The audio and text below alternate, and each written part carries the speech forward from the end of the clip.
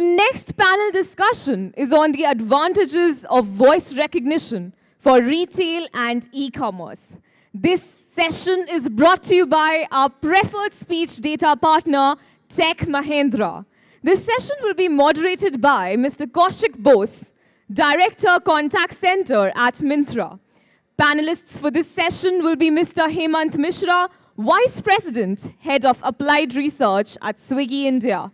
Mr. Sanjay Kumar Tripathi, Chief Digital Office at Bestseller India. Mr. Ashish Awasthi, Head Contact Center Operations at Times Internet. Mr. Nitin Somalaraju, Conversational AI Product Owner at Tech Mahindra. And Mr. Somesh Surana, Head Digital Business Group at HDFC ERGO General Insurance.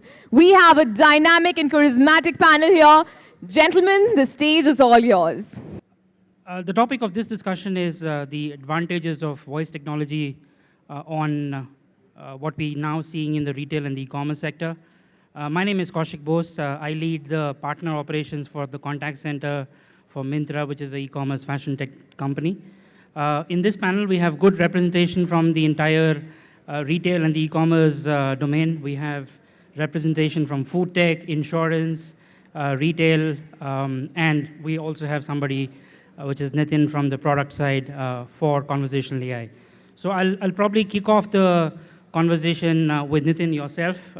You lead conversational AI at Tech Mahindra.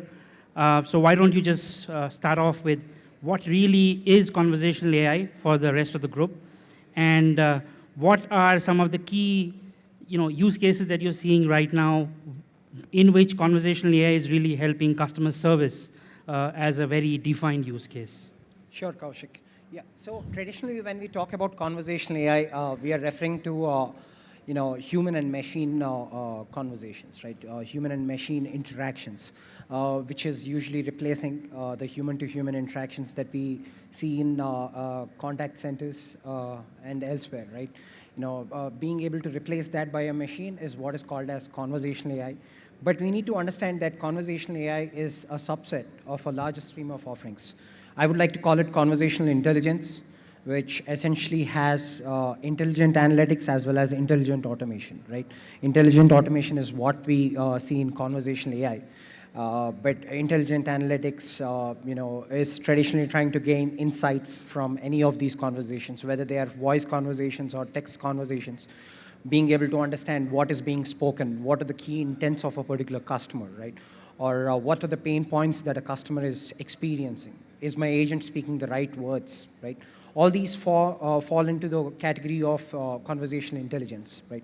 But when you look at conversational intelligence or conversational automation, you're traditionally looking at three different modules from the technology end. The first one is speech text, which converts the speech into text which can be understood by the NLP engine, which is the second module, right? And the third module is TTS, which is text to speech, which essentially converts everything into a dialogue that the customer can listen to, right? So conversational intelligence has two different streams of offerings: intelligent analytics and intelligent automation. And the kind of use cases that we traditionally see that clients would want to, or the organizations would want to deploy is speech analytics, which gives information on different business processes, right? If you're operating out of a contact center, trying to be able to understand if the agent is adhering to a particular script. Is he saying the right greeting? Is he trying to empathize with the customer, right?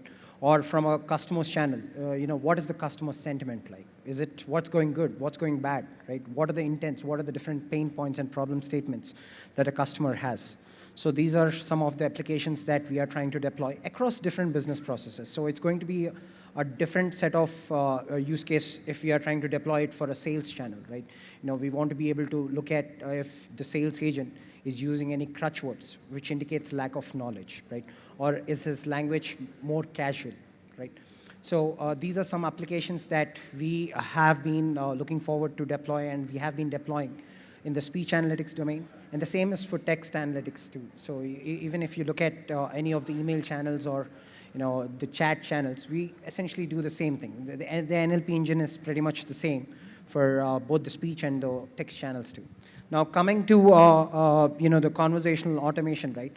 we see, especially in retail, that there has been a growing demand for a very quick turnaround time while making any decisions in purchasing a product, right? So, product ordering bots, FAQ bots, which can help you with what are the usual return policies or exchange policies, right?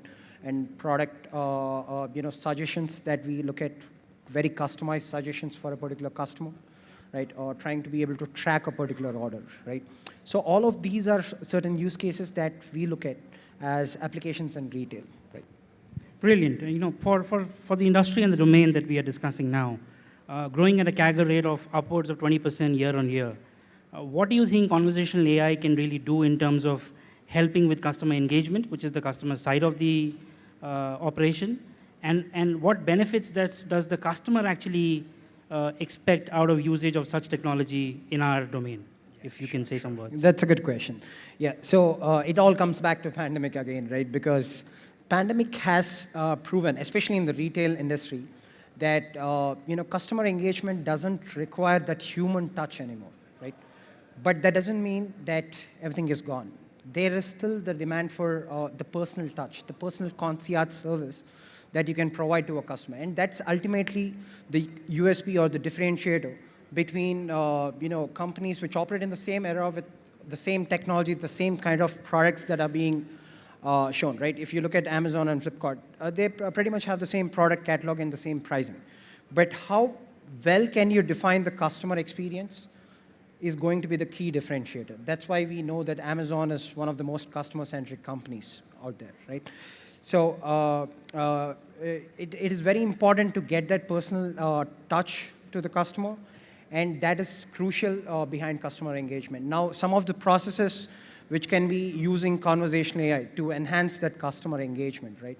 And what we need to keep in mind over here is a seamless integration, an omni-channel presence is always very much important to the retail sector, especially because we see, although there have been a lot of e-commerce website, customers still would want to go to the store to test and try a product before purchasing it, and that's why even though there are very big e-commerce companies, we still see that they only mark about say 30 to 40% of the entire sales, and still above 50% of the sales are done in store, right?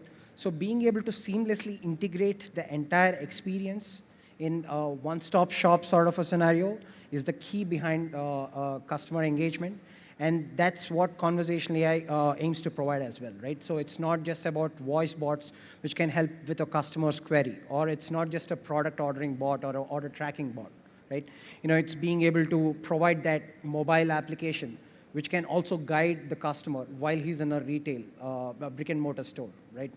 Being able to, navigate through different product catalogs and the exact locations or aisles that they are present in.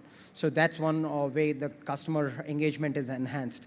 And the kind of benefits that the customers really experience is obviously the 24/7, customer support that they can get through conversational AI. At the same time, also having very personalized, offers or personalized product suggestions that they can make out of the entire experience, right? So imagine, I'm on an Amazon website, probably shopping around for a skincare product. What do I traditionally do? I go search, maybe a face moisturizer for oily skin, and then I look at thousands and thousands of different products. I try to filter them through, say, pricing or the kind of specific conditions that I'm looking at. Maybe I'm looking at, a dark spot correction, right? And then I filter it based on the reviews too. Reviews also form a very big part. Now, this takes almost 7 to 10 different clicks before the customer can finally land onto the order placing page, right? Now imagine if I can just speak to a voice assistant, right?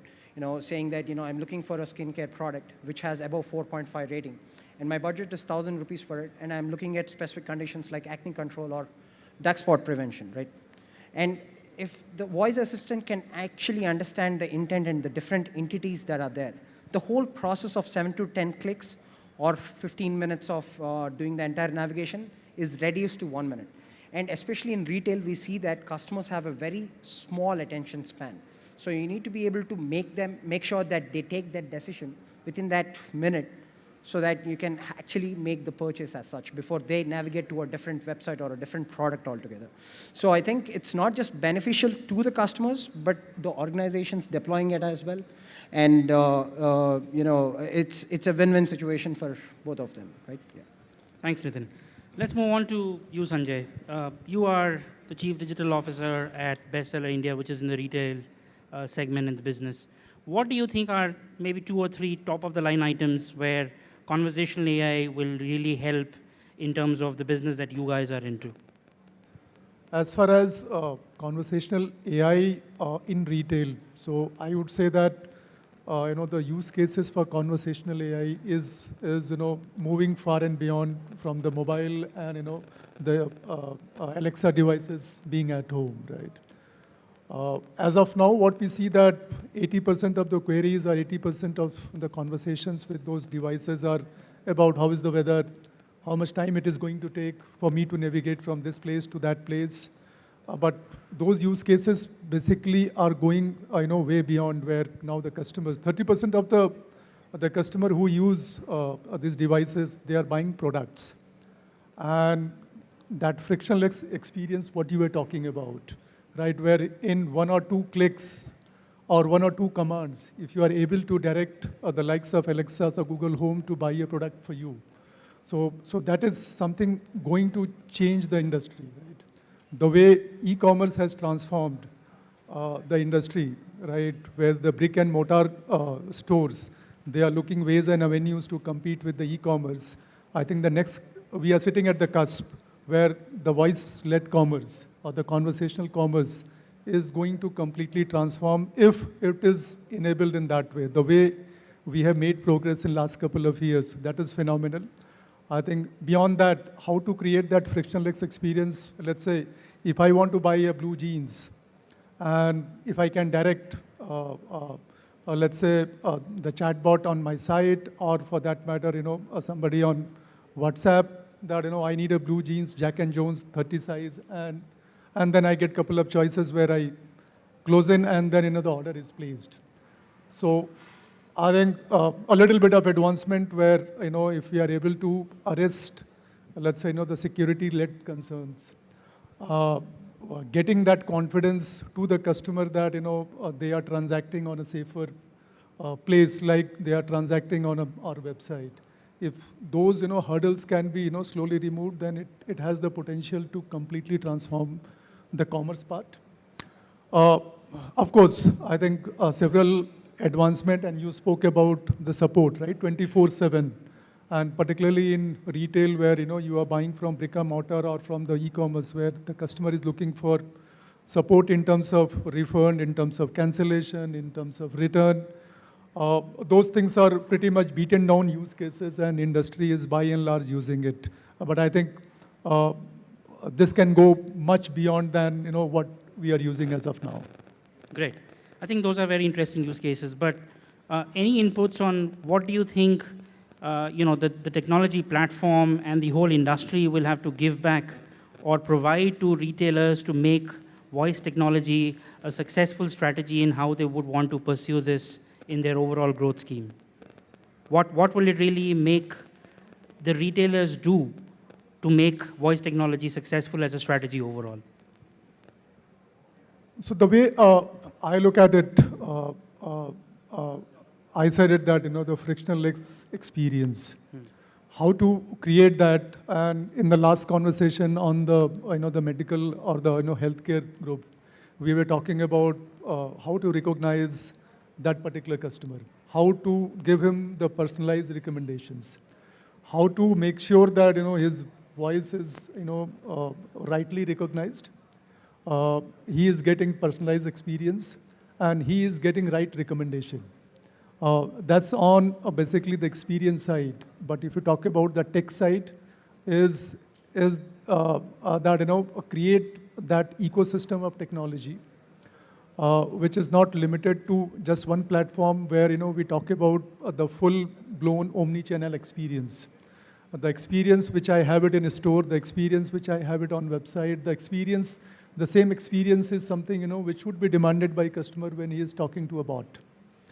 I was reading an article last week, and somebody was writing it very nicely, saying that uh, as a customer, we remember the best experience what we had on any platform, and then we expect the same to be repeated, right, at every touch point when we touch the consumer. So how to create, as of now with those limited capabilities, how to create completely omni-channel, particularly in retail, and I'm coming from fashion where, there is a whole lot of discovery, there is a whole lot of, evaluation journey which goes on. True. So how to create or how to give that experience to the customer where, he goes through all those phases with, very frictionless experience so that his purchase cycle gets completed. Thanks, Sanjay. Somesh, let's move on to you. You represent insurance as a domain in this particular panel. You're the only one here, so I'm going to give this one to you. How do you think voice AI will play a key role in terms of how business will change, in how industry in the insurance sector actually works going forward? I think a lot of use cases for insurance and particularly not only insurance but BFSI, I would say. And Sure. if I were to talk about, I think while I agree with both my colleagues here and all the points that they've said, but I think there is a lot to be done in terms of implementation of what we are talking about, right? And a lot has to be done at the back end to ensure that what we're talking about can be given as an experience to the customer. Now, if I were to talk about insurance as an industry, I would target simpler problems first. And when I say simpler problems first, because unfortunately, BFSI and insurance is a complex category from a product perspective. It's not as simple as going and buying clothes. And hence, the problem statement there is much difficult and it's very complex. But there are use cases. For example, renewal is one of the most important stream of revenue for insurance companies. And renewal, only thing that you need to communicate to the customer is the date on which the policy is getting renewed and the amount that he needs to pay.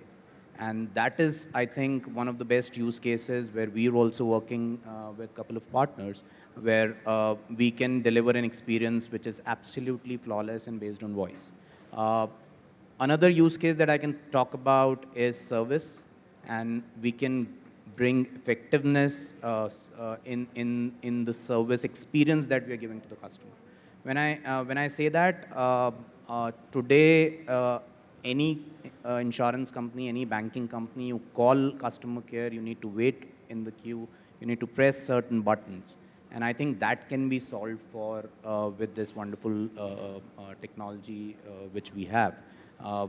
We can easily understand what this customer has come for. We can identify what are the kind of queries that usually a customer is coming for. And instead of asking for or letting him hear all the 7 options and then pressing 7, they can just say, just like he said, that I want to buy a skincare. Somebody can say, I want to lodge a claim. Why do he needs to hear everything? He will directly be directed to a place where he can lodge the claim. That's only phase 1. That's just the steering of the call, which I would say that we'll be doing. I think the phase 2 that we need to then look at, and which we are working on, is also giving him an experience that he again doesn't need to be redirected to another queue, but solve the problem there and there itself. I mean, somebody is coming to just take a copy of policy with us. Why do we need to be in the queue for so long? He just needs to say, I need copy of policy because I need to submit at the time of income tax, and I need my policy copy. The response from the other side needs to be, I've identified your voice, or I've identified you as a consumer, and I've already mailed you the policy copy, right? So I think those are the experiences that we are looking at. These are the true use cases we are looking at. Having said that, there are certain complex problems that also can be looked at, and that's, I would say, we as an industry, along with partners like many who are here and others, need to work together for that. And those are typically, I think, one space is which is also onboarding of the customer. Now, today, for products which are stayed through, Typically, a travel insurance that you buy, you don't really need to have an assistance. Today, nobody even wants an assistance there. I mean, and there you go and input so many fields for buying a travel insurance. Can I just convert that into voice? Because people are getting more and more comfortable with voice. Having said that, can that only be the strategy? I don't think so. And I think a couple of more people said in the presentations as well, it needs to be multi-channel, omni-channel. People also need to mature. There will be a set of people who will be comfortable with voice. There will be a set of people who are not comfortable with voice. They still want to type or text or do whatever.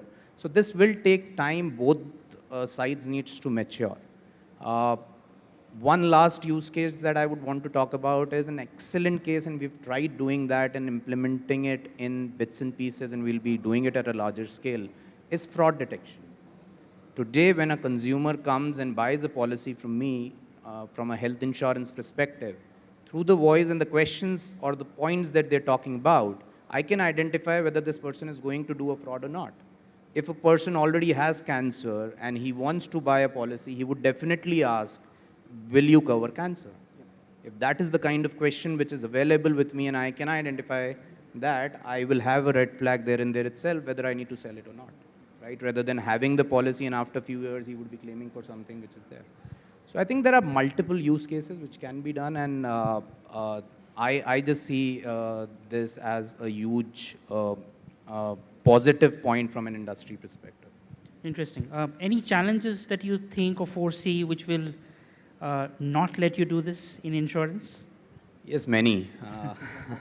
So first and foremost, I think we need to unlearn and do a lot of learning, right? So we as industry need to kind of unlearn what we've been doing.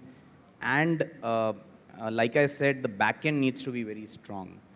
In a country like ours, and if I were to give you some facts here, 70% of the calls that I receive are still in a language which is not English, right? And there are multiple languages, Hindi, within Hindi, multiple dialects. There is English which is available or which people use. Now, do we have all of that to identify what that person is speaking? I don't think so. And that is something that we need to work upon. And that is what we are working upon. I mean, we've done a recent example where all we did was that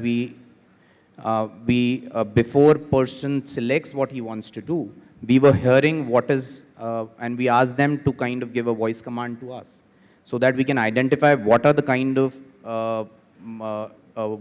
services that a customer is coming to avail, and what is it that they speak. A person can say, I need a policy copy. A person can say, I need policy statement. A person can say, I need policy schedule. And I need to, at the back end, then have all the three mapped to one resolution. So these are the kind of things that we'll have to work. It will require a lot of work from both ends. And I'm sure we'll be able to do it, but I think that's one of the challenges. I think the other challenge that we need to understand here is, like I was saying earlier as well, that the acceptability of this needs to be across the board. I mean, today there might be, for example, if I were to give you an example, especially in financial category, people still want to do transactions from desktop. They're not comfortable doing transactions from mobile or other devices. And somewhere I feel that voice on desktop or laptops today is not used so effectively, or they don't want to use when they're on desktop. And hence then it becomes very limited in terms of use cases, because if my 70% of the transactions are still happening from desktop, then I have a problem statement that I can only address to 30% of the people. So I think these are certain challenges that we will have to solve for, but an interesting space, and I think we should be able to solve them. Absolutely. I think the last one that you mentioned is a very interesting use case for the partners here to solve also and come back with a solution, especially the kind of business and the operations that you're running. Hemant, I'll move on to you now. You had applied research at Swiggy. What do you think are the right metrics that we should probably be looking at in terms of defining the success of this particular technology, which is VoiceTech? Now, whenever we say metrics, we generally hear word error rate as one metric that comes to everybody's mind. It takes the precedence of how this technology works. But is a metric like word error rate really the go-to metric for us right now? Or do you think there are some other metrics, some underlying metrics that can be actually also looked at when you are making this as a success metric for this particular technology? So what are your views on that? Right. So panelists also mentioned, that speech as a medium, how it is to be used, and little background about me as well. How I had the applied research is a recent one. I started working on a speech somewhere in '97. So speech was not mainframe at that point of time. So almost 25 years I have worked in this space, and that's why when I look at something which comes in front of me, the first question is that what is the end use case we are looking at? And important thing in any of a speech technology thing is, are we sure that the use case which we are looking at, it is going to fit there? And some of the things which we heard, let's say policy renewal, excellent use case, because there is nothing which is needed. The person comes onto the platform, person says that I need to renew my policy, and the process goes through. Similarly, let's say there is a repeat order which needs to be done. And the repeat order is, let's say yesterday you have ordered something and you want to order it again. Again, excellent use case. The places where speech recognition as a system, it starts breaking, where there is a conversation which is happening. And this conversation, there are nuances which are there, and that's the place the metric comes into the picture. Many of us, when we search on Google, including myself, I frame complete sentences and I search for them. Whereas Google removes everything which is known as function words. These function words are everything gets removed. Only the keywords which are there, they are the one which are important. Now, when we look at WER, which is the word error rate, what is the accuracy of a system in ASR, or automatic speech recognition, the problem is we may be concentrating on a big way, improving the accuracy of whether the off has been recognized correctly or not, whether the die has been recognized correctly or not, he or she has been recognized correctly or not. Whereas these words, they do not have much meaning from the final intent perspective. Intent is, let's say, food kahan hai? Food where? That's it. And these two words, if I'm able to recognize correctly, out of the remaining 5 words which were there, I'm done. So this metric, which is WER, is pretty loaded metric, and we have to be very careful about, are we solving for the problem which is we are going to face the end use case?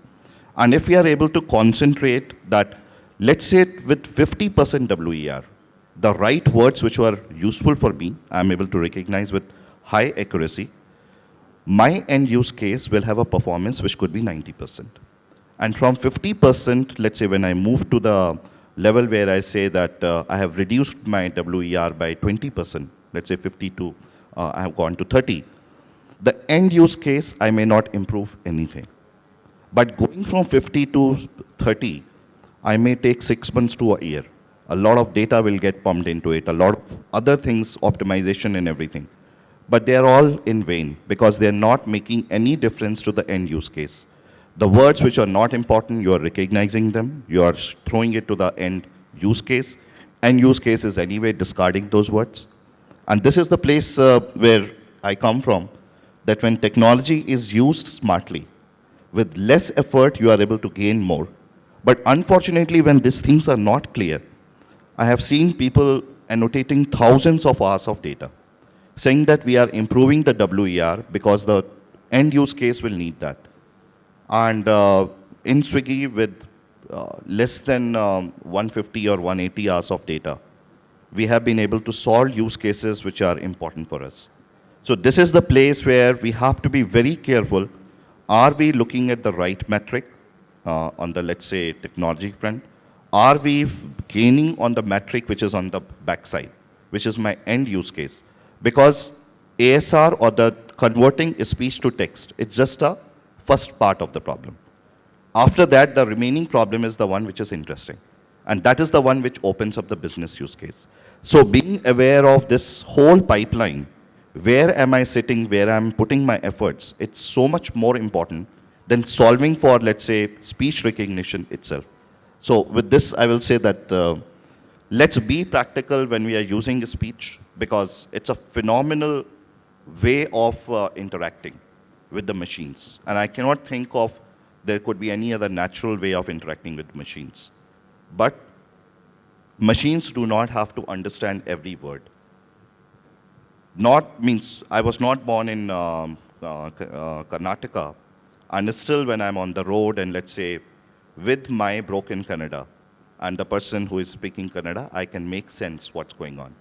And technology can be useful if that sense can be derived in a reasonable fashion, instead of investing time on this that we want to solve for a problem which is not itself is a problem, right? So this with this I'll say that um, invest in the right technology, where put your efforts, and then we are in better shape in terms of overall investment which we are making.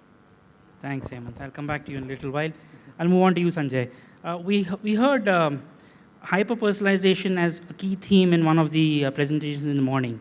Personalization definitely has a very relevant use case in retail and e-commerce.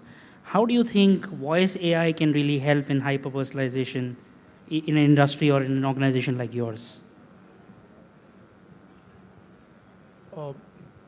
So as other panelists mentioned, that it becomes very, very important for the voice, let's say, assistant to strike a conversation, right? So the idea here is that there should be enough context. Intrinsic need of the human is to get emotional connect, right? And how to build that emotional connect, that is a tricky affair. But with advent of technology, right? I as a person probably am, let's say, a little soft-spoken. You as a person, maybe, probably you are aggressive. You as a person, maybe, you talk more. I as a person talk less. How to get that intelligence built into it, right? The way it is, with us. When I go to a person who is more talkative, probably, I talk less and allow him to talk more. So that, that emotional connect, that context is built into that. I think the greater challenge from here now on to the next level is that, how to build those, intelligence into, let's say, the conversation platform, what we are building. So that, there is a, let's say, personal connect getting developed. You as a person, when you start talking, right, you are identified, you are recognized, and probably, if some of your traits, let's say, if you're talking about ordering, if your previous order history is given to you, you are given right set of recommendation, you are given right set of ideas. I think those are the next building blocks, probably, which will make the whole platform, look entire differently than what it looks now. Great. Nitin, when you are prioritizing the same initiatives, especially towards the cause of hyper-personalization and personalization, how do you think VoiceTech is really helping you in creating those kind of experiences, which is what the customer in this sector actually looks forward to? Sure, absolutely. We actually live in an era where customers, they expect us to understand what they want and what they need without them even mentioning it, right? And like I said earlier, right, we see a particular domain, there are multiple players offering the same technology, same type of products, and same type of services. Now, the key USP or differentiator that any of these players can bring is hyper-personalization, right? How well do you understand a customer at an individual level, right? And certain use cases within conversational AI can bring this particular flavor in retail sector. Now, for example, imagine, all of us, at one point or the other time, we would have subscribed to a store's newsletters, right? Or their promotional offers and coupons. But it is said that 70% of the people who do get these emails, right, they unsubscribe. And the reason behind that is they are getting very generic offers. They are getting very generic product suggestions. It's not something which is personalized to them, right? And at the same time, when there is that lack of personalization, you again miss on that particular customer engagement that you can create. Now being able to use conversational AI to give you the right kind of product suggestions, right? And the right kind of offers. These could be, tailor-made discount dynamic pricing too in retail sector, right? But more than all of these applications, right? When I look at conversational and retail, and to make it hyper-personalized, I would want to be looking at multilingual bots, multilingual voice bots, which can communicate with the customer in their preferred language, right? Everybody isn't comfortable talking in English and Hindi, right? There might be local languages that they would want to communicate in, right? And if multilingual bots can bring that essence of hyper-personalization and the ability to be able to interact in their own language, that could be a great application of conversational AI. Because I have had a recent experience with a food delivery app where, I'm new to Bangalore. I stay in Hyderabad, and I'm not very much familiar with the local language. But when you have to give some delivery instructions, right? And,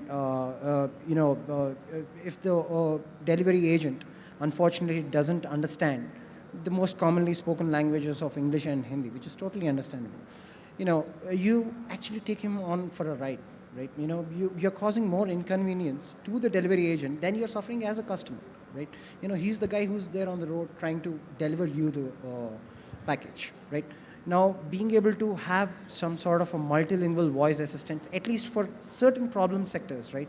We know that logistics will always have that giving end final mile instructions to the delivery agent, and being able to do that in a language that you're comfortable with, right? Can be a great application that we can have, which can really revolutionize the hyper-personalization too. So I think hyper-personalization is going to be the most important factor which can create that differentiation among major players operating in a similar space. Right? Wonderful. Maybe next I would like to ask you, Hemant. This is about customer communication. There was a reference, I think, from Shekhar in the morning in his presentation that even that will be an element that will be, dwelt upon and built in the overall tech that comes up for voice tech. But the key here is currently AI, especially voice tech, is probably placed in a situation or in an area where it's able to solve simple and I would say a mediocre range of complexity in terms of queries, requests, or complaints. But do you think voice tech will reach a zone or an era where it can start handling complex queries also? That being one. And will this intelligence actually evolve to a stage where it can start thinking emotionally and helping customer conversations basically on an emotional front too? Can we ever achieve that? Right, so interesting questions, and I'll make the answers also very interesting. Just for the discussion's sake. We don't have a choice, but voice will come in. And what I'm telling it's from my personal experience. We have voice devices at home. My daughter is extremely comfortable with it. I, as a scientist who has spent 25 years in voice, I'm not comfortable with them. My comfort is, or uncomfort is because of XYZ reasons. I understand that technology. I know it can be misused. That's my reason. She's perfectly okay. So the next generation, they are growing with this technology, and they will definitely use it. And the queries means the kind of queries she'll have an argument with, Siri. That's approximately how she works with these technologies. And this data which is getting collected will definitely make it that pretty complex queries can be handled maybe 10 years down the line. And I'm confident that once the comfort has come, the things will start changing in a very different way. This is what is my personal experiences. Now coming to the second one, that emotional part of it, and I don't think machine needs to be emotional. When I go to the ATM machine, do I want the ATM to hug me? No. I'm there for a purpose, I do this purpose, and I'm out. I want to buy an insurance policy. Do I want the person to cry in front of me and then say that I'm doing a great job? No, I'm not interested in that. Very specific things. I'm so less or so pressed for time that emotional thing is not needed. But let's say emotional is needed by certain people. Do the emotion needs to be recognized in the same fashion? Just think about it. Aeroplane and the birds, they both fly. But their flying methods are totally different. Similarly, if AI can understand my emotion, let's say looking at my face and the way my blood is flowing in my face, and can figure it out that I'm stressed, and changes the tone in a fashion, it does not have to understand that I'm emotional in my voice or not. There are so many other signals which are already present, right? And that's the place where thinking that the machines need to become emotional for them to respond back to us, it's not even needed. So the simple question, answer to the question is, do we even need this? Which machine we wants to be emotional means? Am I walking on the road and machines start saying hello to me? Maybe it's not even needed. No, I think the question more was to figure out if this technology can actually get us to a zone where you don't need a human to handle your customers on an emotional front also. Believe me can or the not, machine I take think over this? if I look at current agents of my own company, sometimes I feel that maybe machine is more. So the point is, see, many a times these questions are, my feeling is that we are thinking as if we want machines to become human. But is there any benefit in that? Do we want to have a relationship with the machines? That we will go for a walk along with them. I want my dog to be emotional. Dog sees me and I am seeing the dog and I'm happy with that. I want that my daughter, when I meet, emotional again.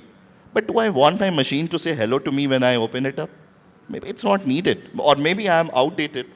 Maybe the next generation will be thinking that, machine, or maybe the Instagram generation, which is again my daughter, they are so much on the internet that the virtual world is the real world for them.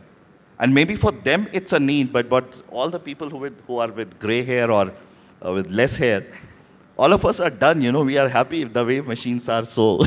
Emotional part is less needed. But if they become, maybe their emotional will be of a different kind. You need to react to my emotion. I don't want them to be emotional. Because many a times I think that's the confusion. Sometimes we feel that machine should be emotional. Why? Because if machine emotional on certain days, it may be angry with me as well. Right, so that's what my point of view is. Great. Thanks, Hemant. Somesh, would you like to add something to the same? I think I agree with him that this will change the way we interact. And like I was saying earlier as well, that with times people will have to change, right?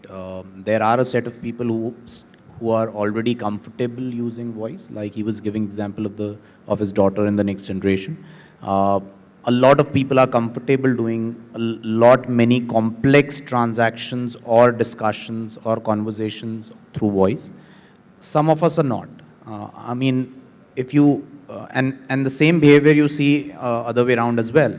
If somebody wants to buy a financial instrument online, they might not be comfortable.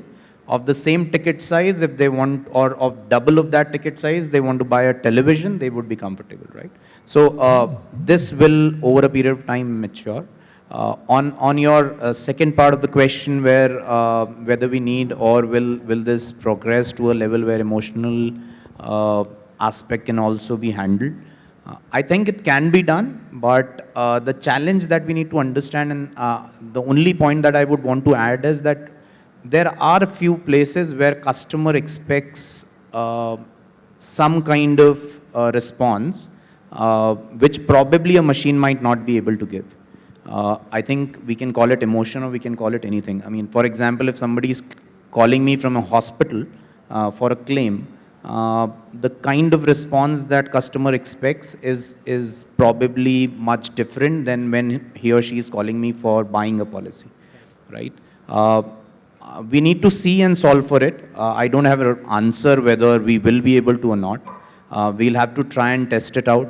I can definitely say that when we do sales call, and when I was standing there and I got a call and I politely said the caller, I don't need the product, The next question she asked was, why you don't need the product? Can you explain me that?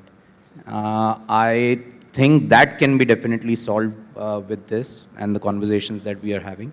But let's see evolve and see whether the emotional aspect can be solved or not. Sure. I'll probably go to you, Sanjay, now. With the recent advent of IoT-enabled devices, devices which are very integral in implementation of technology, which is VoiceTech at the core, what do you think will be the current impact and what do you think will be the future impact? Because the adoption of these devices amongst the customer set is increasing slowly and steadily. And how platforms are supporting these devices are also reaching a stage where there is more centralization happening. So how do you think this will impact the future stage and the current stage of customer experience? Giving you, some off-the-hand figures. Sure. Let's say in US, around 50% of the household, they have some or other, smart speaker at home. And that number is going to go up to the level of 85% in next 3 years. The consumer is spent through voice. What it is now, it is going to be 6 times in next 2 to 3 years. So I think those figures, they themselves speak, how it is going to change the whole dynamics in the times to come. Smart speakers, you gave the example, it is just not the one-way conversations where his own daughter is having argument with the Siri, right? And when you talk about, having arguments, there are serious conversations happening with the likes of Siris and Alexas. And if those conversations are happening, then those conversations can lead anywhere. And if those conversations are directed towards, let's say, commerce, if those conversations are directed towards, getting the right data from the customer, getting their preferences so that you can create a persona of the customer, and the next time when Siri is talking, probably she is talking more sense. Or when Alexa is talking, probably talking more sense. So I think the use cases, what we have now, as I was replying to your other question, where it is limited to just queries and playing music. Right. When the conversations are happening, and if you look at, again, some data off the hand, the age group, right from 20 to 49, that's the age group which is, injecting money into this commerce. They are the people, actually, they are shopping. They are buying products, they are buying services, using this smart speaker as of now, where we're talking about future-led, where it becomes a more conversational-led. So there is a lot in store, and as I said, we are sitting at the cusp. If certain gaps, what other speakers identified, and he said rightly, why emotional? Probably, I agree and disagree to some extent when your daughter is having a serious conversations and arguments. So right, that's where the emotions are being displayed. So I think there are pros and cons, but if those all gaps are met, the way the future looks at it, and some off-the-hand data which is coming from US and Europe, if those kind of devices are going to get into Indian homes, I think it will transform the whole ecosystem of conversational commerce, which will eat out the pie from the brick and mortar, from the e-commerce, and people will start transacting where the display, UI, UX, you don't need anything. I mean, it's a simple conversation, and it gives you a lot of comfort, right? You are talking, you are doing multitasking, and while driving, while doing your household works, and then probably ordering something. So there are enough number of use cases, and those minor glitches and confidence, what other speakers talked about, that if the consumer gets a confidence that this is the secure platform and the right platform, I think it will completely transform the way the business is being done. Great. Hemant, would you like to add something to the same, to what Sanjay said? See, the IoT thing, I do agree, these devices have penetrated. And there are pros and cons of these penetration happening. Means at some stage we'll have to see that what is their privacy status and everything. But once the ball has rolled, I think it's not going back. Means people are so comfortable with these. And think of it that right now still I do not see certain things, and maybe I heard that part as well, that big ticket item and those things. But it's a matter of time, my feeling is. Because think of it, how comfortable we were with e-commerce at certain point of time. IoT devices coming into our place.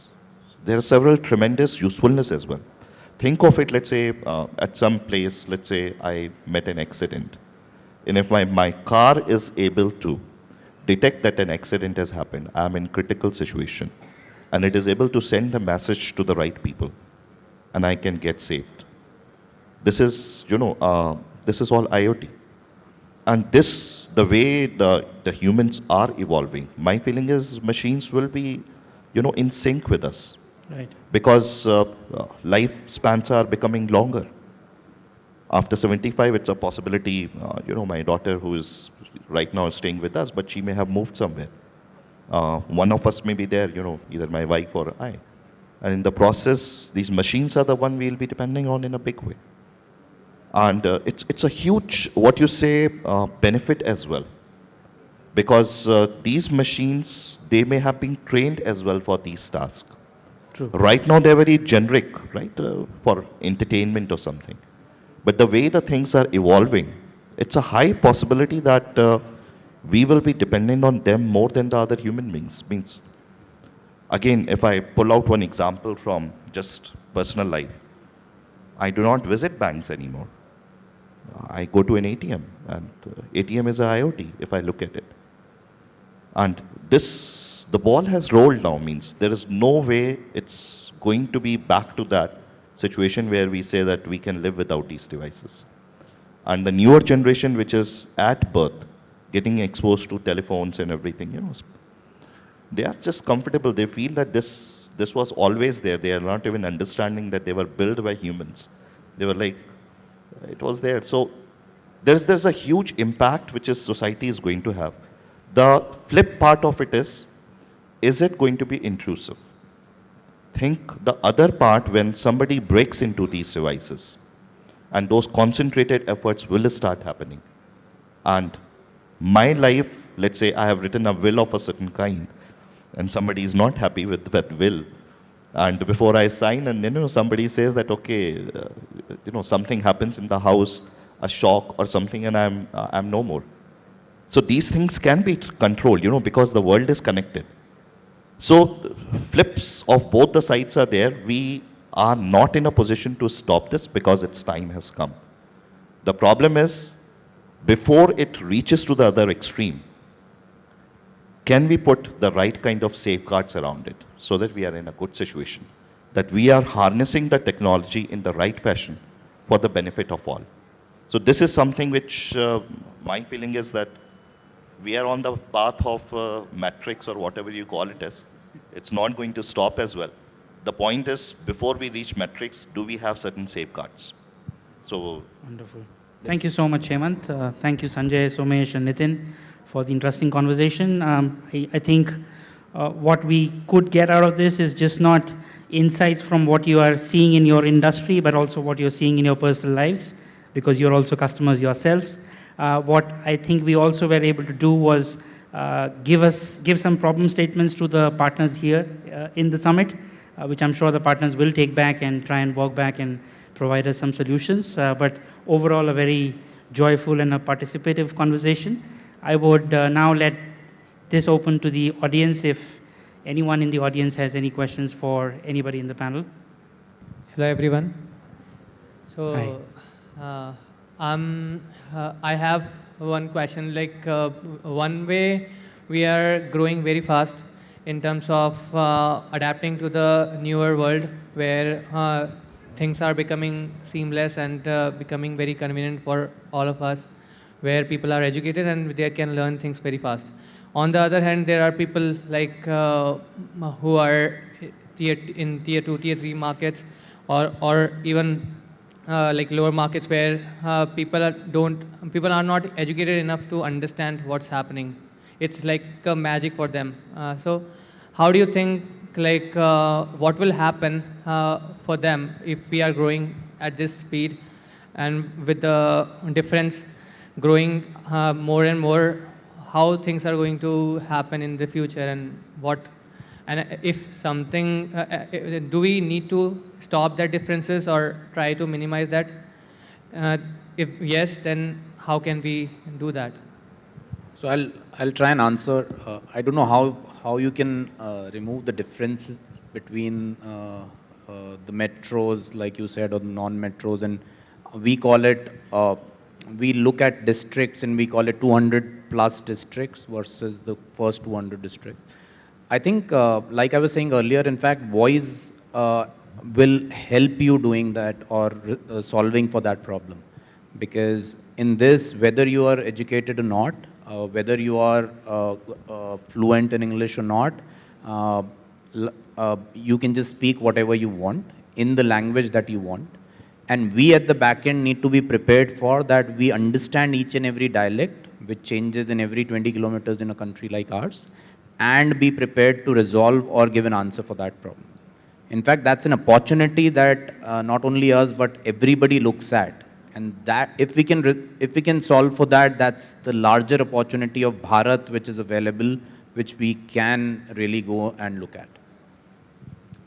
So I think I was at a couple of stalls, and some of the stalls basically they are offering the conversation in multiple languages and multiple dialects, right? So whether you speak English or you speak Hindi or you speak English or you speak Kannada in a separate a dialect, that's the capability which is being built around.